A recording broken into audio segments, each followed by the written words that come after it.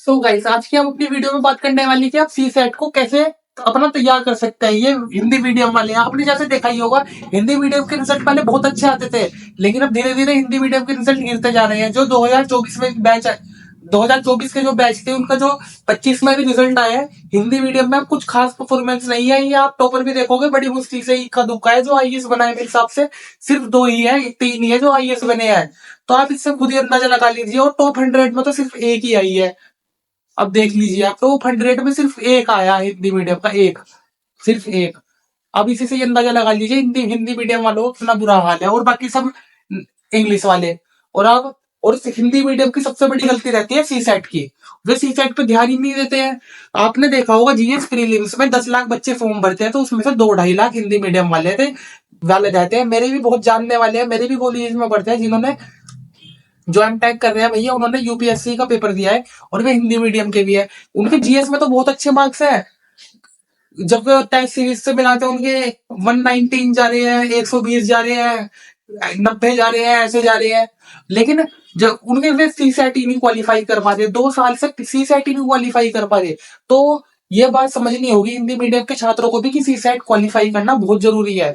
और इसके लिए आपको डेली प्रैक्टिस करनी होगी। सी सेट को ज्यादा ध्यान मत दीजिए, सिर्फ एक एक दिन में 1 घंटा दीजिए, इससे ज्यादा इसे मत देना। और सी सेट को निकालने का सबसे बेस्ट तरीका मैं बताता हूँ कि सी सेट की तैयारी होती कैसे है। सी सेट में आपके तीन चीजें होती है, 3 चीजें: मैथ्स, कॉम्प्रिहेंशन और रीजनिंग। मैथ, कॉम्प्रिहेंशन, रीजनिंग, ये इन तीनों को मिला के 80 क्वेश्चन आते हैं आपके। 80 क्वेश्चन आते हैं। इनमें से सिर्फ करने आपको तीनों है, मैथ, रीजनिंग, कॉम्प्रिहेंशन। लेकिन इसमें से आपको 2 तो चीजें, टॉपिक आपको बिल्कुल भरपूर अच्छी तरह करनी है, जिसमें आप तुर्रम खाओ, जिसमें आपको अच्छी तरह आता हो कि हाँ मैं इसके क्वेश्चन देख लूंगा। जैसे मेरी मैथ इतनी अच्छी नहीं है, लेकिन मेरी रीजनिंग और मेरे कॉम्प्रिहेंशन बहुत अच्छे हैं, लेकिन मैं मैथ के क्वेश्चन कर लेता हूँ, लेकिन मैं उसमें टाइम लगाता हूँ। तो मैं क्या करता हूँ, सबसे पहले जब मैं सी सेट का अपना टेस्ट सीरीज सोल्व करता हूँ, तो मैं सबसे पहले कॉम्प्रिहेंशन और रीजनिंग करता हूँ। मैथ को मैं सबसे आखिर में उसके कुछ ही क्वेश्चन करता हूँ, और मेरा सी सेट क्वालिफाई हो जाता है। तो मैं आपको यही कहूंगा कि ये सिर्फ एक क्वालिफाइंग नेचर है, इसकी कोई कट ऑफ नहीं जाती। आपको टॉपिक तो तीनों पढ़ने हैं, लेकिन आपको 2 टॉपिक को अच्छी तरह जोर दे देना है, उससे आपको क्वालिफाई हो जाएगा। क्योंकि मैंने देखा है कि हिंदी मीडियम के बच्चे मेरी तरह ही मैथ से बहुत डरते हैं। तो आप रीजनिंग और कॉम्प्रिहेंशन में ज्यादा ध्यान दे देना, उससे भी ये आराम से निकल जाएगा, जिससे मैं आप क्वालिफाई कर लेता हूँ। और आपको अभी सी सेट के लिए क्या काम करना है, सबसे पहले आपको सिलेबस देखना है। और सिलेबस कैसे देखना है, आप यूट्यूब पे जाना और सी सेट का टॉपिक वाइज सिलेबस देख लेना। जैसे आपका रीजनिंग है, रीजनिंग में उसके टॉपिक्स होंगे, जिन टॉपिक में से क्वेश्चन पूछे जाएंगे। हर एग्जाम कंडक्ट करने वाला कुछ टॉपिक्स देता है कि हम रीजनिंग में से इन टॉपिक्स में से ही क्वेश्चन आएंगे।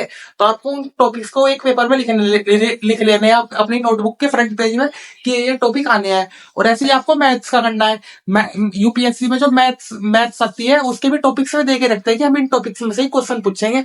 Number system, LCF, HCF, BODMAS, और जितने भी हो गए आपके, इन सबसे क्वेश्चंस पहले ही वे कह देते हैं कि हम इन में से क्वेश्चन देंगे। तो आपको उन सबको भी अपनी मैथ्स की नोटबुक में फ्रंट पेज में उन टॉपिक्स को लिख लेने हैं। और जो आपको टॉपिक कंप्लीट हो जाएगा, जो आपने टॉपिक लिख रखे हैं, उसमें टिक लगा देना, मेरा ये टॉपिक कंप्लीट हो गया। जब आपका सेकंड टॉपिक कंप्लीट हो जाएगा, तो उसमें टिक लगा देना, मेरा ये टॉपिक कंप्लीट हो गया। और डेली प्रैक्टिस करना है। और मैं अब भी यही कहूंगा कि सिर्फ इसे 1 दिन देना है, सिर्फ 1 दिन, मतलब नहीं, सॉरी, मैं क्या कह रहा हूँ, इसे 1 दिन में आपको 1 घंटा देना है सिर्फ।